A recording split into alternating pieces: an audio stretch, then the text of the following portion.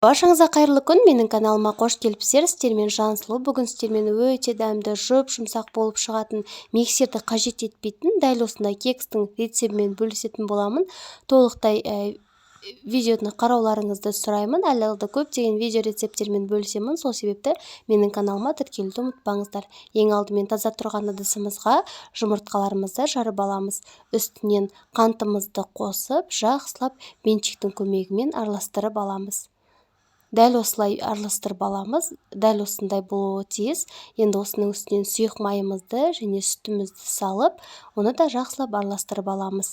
Осындай илегішке ұнымызды салып дайындап қойдым. Үстінен қопсқыш салып, жақсылап араластырып, оны үстінен қосып, бенчиктің көмегімен жақсылап араластырып аламыз. Міне дәл осындай қамыр болып шықты.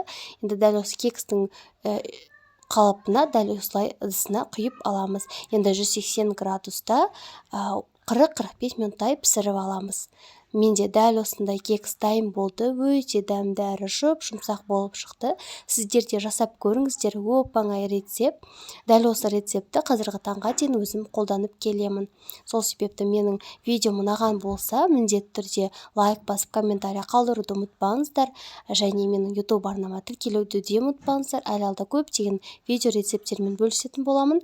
Менің каналыма кіріп қарасаңыздар, неше түрлі тәттілердің, торттардың, декорлардың, пирогтардың және де ыстық тағамдардың неше түрлі рецепттер бар.